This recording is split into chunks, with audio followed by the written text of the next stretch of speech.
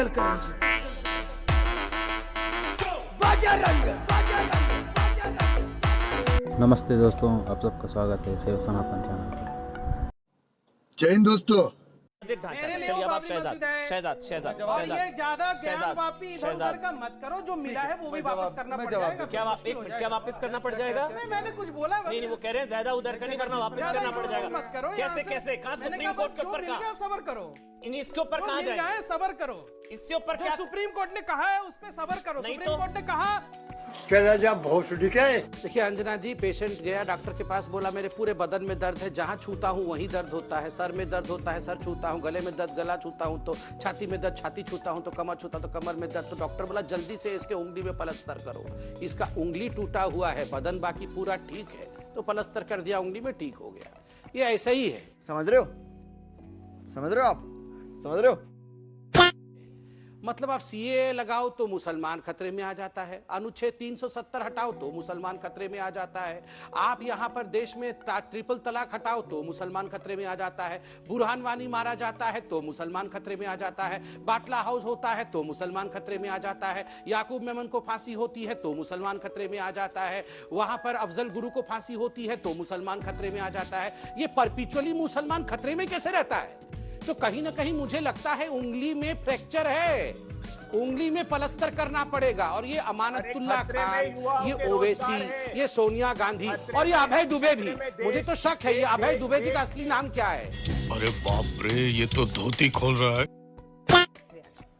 देखिए अभय जी क्या होगा रिएक्शन देके? आपका नेता तो वहाँ पार्टी कर रहा है, आज फिर वीडियो आने वाला है शाम को, पार्टी पार्टी। गाड़ी गाड़ी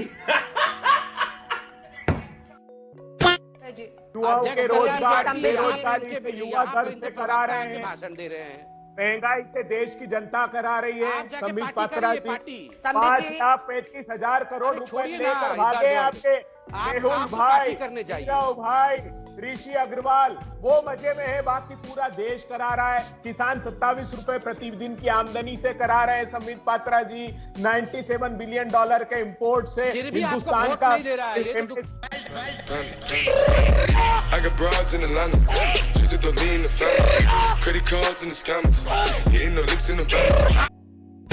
है ना, सब करा रहा है, फिर भी आपको बुरी तरह हरा रहा है। मुझे समझ में नहीं आ रहा है कराने का डेफिनेशन क्या है। करा रहे हैं संबित पात्रा जी, तो आपके जैसा डॉक्टर है, आपकी पंजाब में एक जगह थे, वहां पर भी सफाई हो गई आपकी।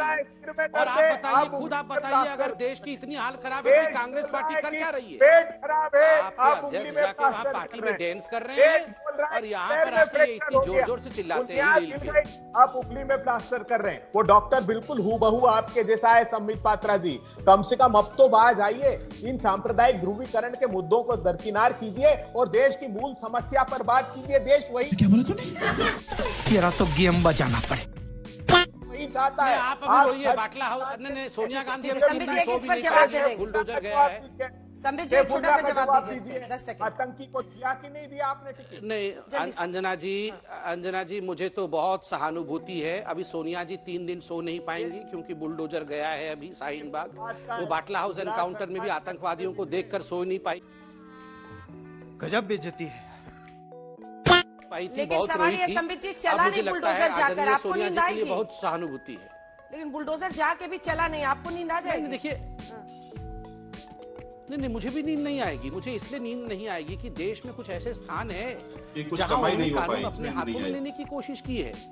नहीं, आप तो रुकिए, आम आदमी पार्टी वाले, देखिए मुझे तो आश्चर्य इस बात का है कि आप माने या ना माने, आप मानिए ना मानिए अंजना जी, इस देश में कुछ ऐसे स्थान हैं जहां आप इलीगल बिजली लीजिए, इलीगल ड्रग का व्यापार करिए, वहां पर बांग्लादेशियों को रखिए, वहां पर रोहिंग्यानों को रखिए। अगर देश का कानून वहां लगेगा तो इसी प्रकार 3-3, 4-4 लोग आके चिल्लाएंगे आपके ऊपर, देश के कानून को भी लगने नहीं देंगे।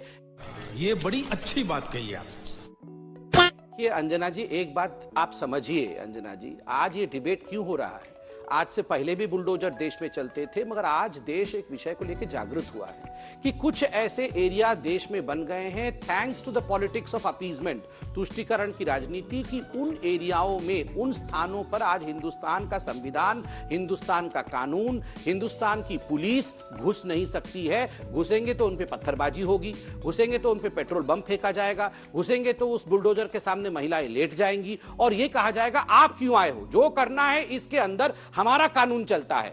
अमानतुल्लाह खान यहां का राजा है, अमानतुल्लाह खान यहां का शहंशाह है। अगर बुलडोजर भी चलाना होगा तो उसका ड्राइवर अमानतुल्लाह खान होगा, वो अपना जेसीबी लेके आके चलाएगा। क्यों भैया, आप हिंदुस्तान में नहीं रहते हो? आपका जेसीबी क्यों चलेगा? ये एमसीडी का बुलडोजर क्यों नहीं चलेगा? इसका आंसर तो नहीं आता मुझे।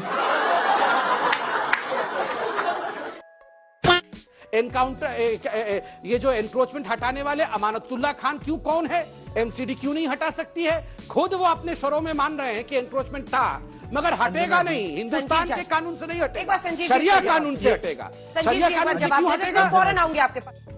देख रहे हो कितने और सब कह रहे हैं देश में, अभी आपसे नहीं कह रहे, हम तो 1990-91 से कह रहे हैं, अडवाणी जी के साथ से कह रहे हैं, विश्व हिंदू परिषद का अशोक सिंघल के समय से कह रहे हैं। और भैया कहेंगे, जिन लोगों ने हमारे हजारों मंदिरों को तोड़ा और वहाँ पर मस्जिदें खड़ी की अवैध, उनके खिलाफ हम कोर्ट में जाएंगे, न्यायालय में जाएंगे। और अगर न्यायालय सर्वे के लिए बोल रहा है तो शोएब साहब को, ओवैसी को या अन्य लोगों को तकलीफ क्या है? इनको कौन सी कुनैन की गोली इनके मुंह में डाल दी जज ने? आज जज साहब को धमकियां दे रहे हैं। इस प्रकार की जो हरकतें कर रहे हैं ये कायराना हरकत है। कानून के ऊपर इनका भरोसा, जब सर्वोच्च न्यायालय ने अयोध्या के पक्ष में निर्णय दिया तब भी इनको पसंद नहीं था। मैं एक बात कहना चाहता हूं अमन भाई, इन लोगों को चिंता ये है कि अगर यहाँ से सर्वे में कुछ अच्छा निकल गया तो इनको दिक्कत आएगी मथुरा के अंदर, इनको दिक्कत आएगी कुतुब मीनार के अंदर, इनको दिक्कत आएगी ताजमहल पे, और अनेकों अनेक ऐसी मस्जिदें जो बाबर, औरंगजेब, हुमायूं और इन लोगों ने तोड़ तोड़ के बनाई, वो मजा आया। और मैं सारी के सारी हम लोग वापस लेंगे, मतलब, ये हमारा अधिकार है। तो काशी तक ही नहीं रुकेंगे? बिल्कुल नहीं रुकेंगे। क्यों रुके? ये देश हमारा है, हम लोग न्यायालय के ऊपर भरोसा करते हैं ना, तो उनका कानून के माध्यम से लेंगे। पर इनका डर किस बात का है? ये कोर्ट का निर्णय नहीं मानते, सर्वोच्च न्यायालय में जो निर्णय आया उसके लिए मुंह बना के बैठ गए एक दूसरे की तरफ। अरे भैया, कोर्ट ने अगर कोई निर्णय दिया है शोएब साहब, बड़े दिल खोल कर कहिएगा, सर्वे होने दें। उनको आपत्ति है भी या नहीं हो? वैसे उन्होंने अभी तक मुंह ही नहीं खोला, हम पता ही नहीं हो सकता। स्वागत करें, बोलने लायक इनके पास है नहीं कुछ। हो सकता है स्वागत करें, बोलने देते हैं। शोएब भाई करेंगे सर्वे सही नहीं, सर्वे सही या नहीं?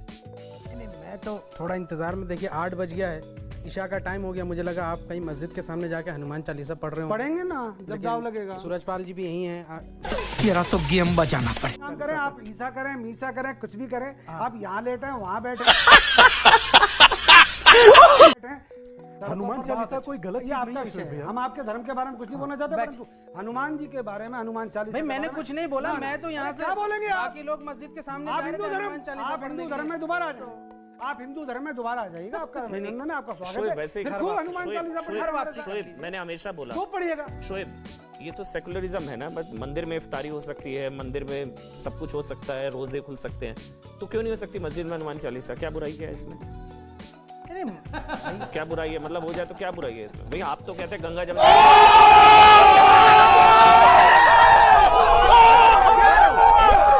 तहजीब, ताली एक हाथ से नहीं बजती ना भाई। भाई ताली एक हाथ से नहीं बजती। अभी मुझे एक मिनट मुझे याद आ गया, मुझे यहीं पर सूरजपाल लम्बू है और मुझे याद आ गया, गुरुद्वारे खोल दिए गए थे नमाज के लिए, गुड़गांव में गुरुद्वारे खोल दिए गए थे नमाज के लिए, मंदिरों में इफ्तारी, मंदिरों में रोजे, गुरुद्वारों में नमाज, तो फिर मस्जिद के लाउड स्पीकर से अगर आप क्या बुराई है? मैं बोलूंगा दिल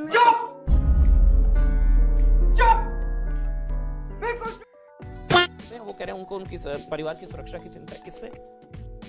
देखिए, मैं समझता हूं, जिनसे डर है वो तो संविधान को सुप्रीम मानते हैं, मतलब संविधान से बड़ा तो किसी के लिए कोई नहीं। मैं सहमत हूं, मगर मैं इस बात से भी सहमत हूं कि वर्तमान उत्तर प्रदेश के अंदर योगी आदित्यनाथ की सरकार है। मुझे पहली बार अपने जीवन काल में देखने को मिला कि लोग तख्ती टांग करके थाने में खड़े हैं। तो मैं कम से कम इस बात को लेकर तो आश्वस्त हूं कि भगवा पहनकर बैठा एक शेर उत्तर प्रदेश में, उठाकर देखिए पत्थर को हाथ में।